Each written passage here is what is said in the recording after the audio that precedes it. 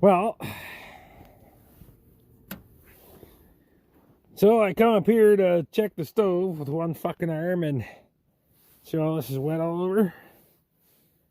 Fucking hose popped right there. So I got another piece of hose for it. This is going to be fun to change with one hand in a hot fucking door. Yee for me.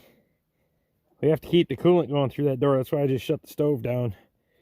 Let it start bringing the temperature down. You got to keep the coolant going through that door. Because if that door warps, you may as well throw the fucking thing out. Because A, I can't get a new door for it. They don't no longer make these things. So, well, I guess it's a good thing I'm home today. We get to do that.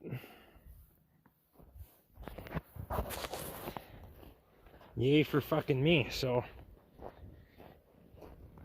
go down to the shop, round up some hose and some tools, and try to throw a new door or a new hose on the door without losing too much coolant.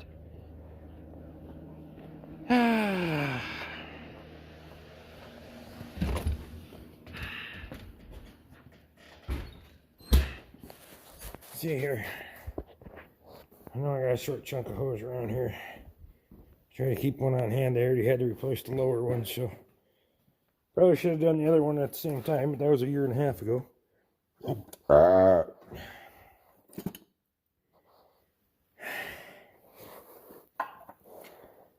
take that one.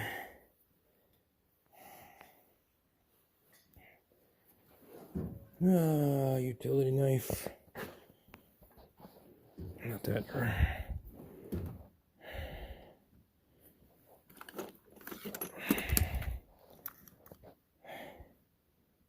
That'll work. Alright, I'm gonna dig around and find that hose. And then I'll be back with you.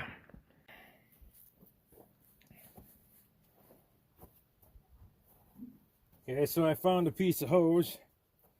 Looks like it's a little bit longer than what I need, but that'll work.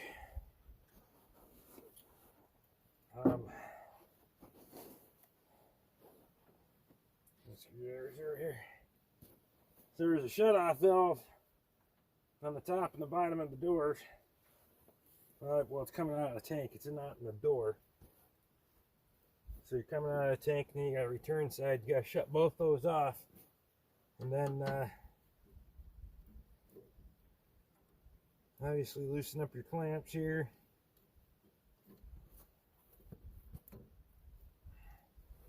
And try to slide this back. Try not to use the old arm too much. Stupid thing. Loosen up that one. And try to minimize our coolant loss here. If I just take this one off and then lift it up, put this end on, and then swap this end quick, we won't lose too much out of the door. Hopefully. Instead of fighting to try to get that off the barb, I'm just going to split the hose with the razor blade and pop it loose with the screwdriver. Since we're replacing the hose anyway, there's no sense in fighting with it. Now this coolant's going to be about 170 degrees. So we got to be careful with the water temp here.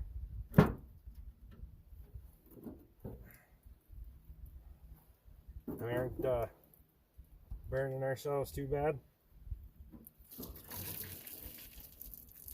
Well, you see that? It tore right off. Tells you what kind of condition that hose was in. She was about to go anyway. I didn't want to lose that much coolant, and you can see I still am. So we're going to get this off here.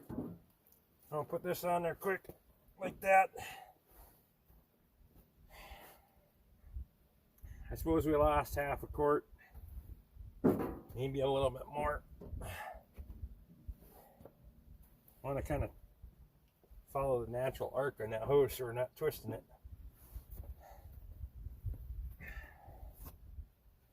take this hose clamp off, the old hose. Try to reuse that.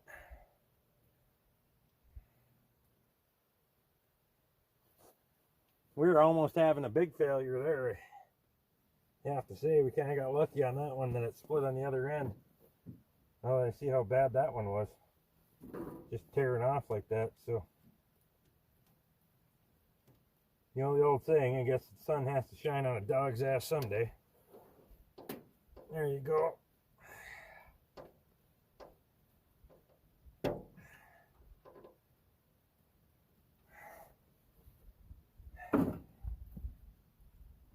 That one on there.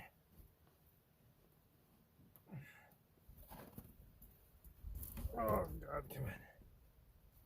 Fight that one on there.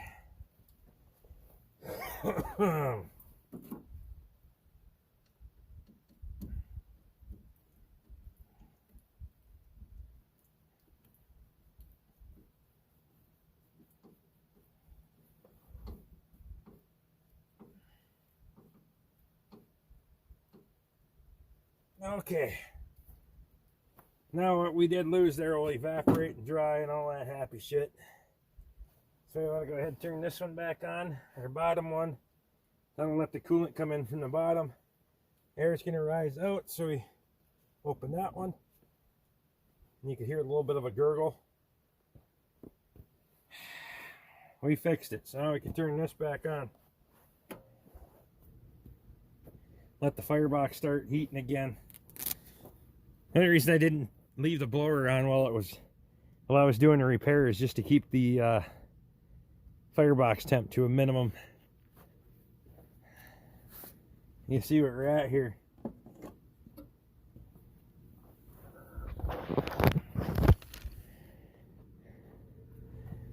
That would have been about 170 if I hadn't shut it down.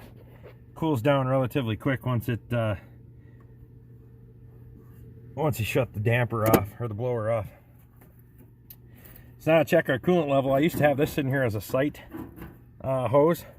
That damn thing dried out because of the heat coming out of the stove door when you open it.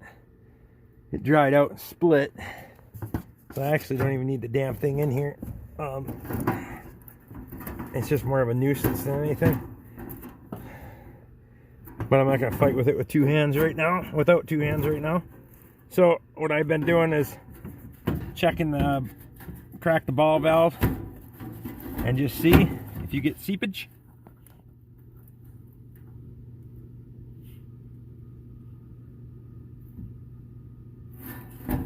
And we do. So we got a little bit there. Let's let you know we're in the safety zone. That's where the float goes in. The old electric float was in the tank. So when it got below that point, it let you know, it turned the light on. So at some point we'll probably have to put a few more gallons in the damn thing, but I know it's full right now.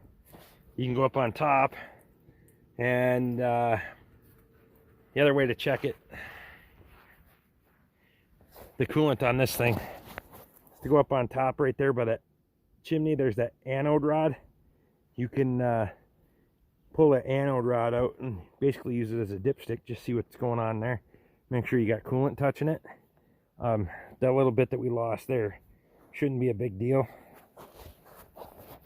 I do have there's two more drums down there sitting beside the pole building that need to go inside, but we do have another 100+ gallons of coolant sit on hand for it if we need it. That way we don't have to go substituting water, start diluting it. You like to keep it right at full strength, and away you go. So that fucking elbow brace thing is kind of inconvenient. Limits your range of motion, which I guess that's what it's supposed to be for, right? So there you go, another fucking day on the farm. Ugh. Crappy hose on the wood boiler, boys. What do you do? Glad I caught it while I was here. So if you guys like what we're doing, throw me a thumbs up, subscribe if you haven't, ring my bell, get my notifications, and hey, Whether you got the day off or not, it's never really a day off.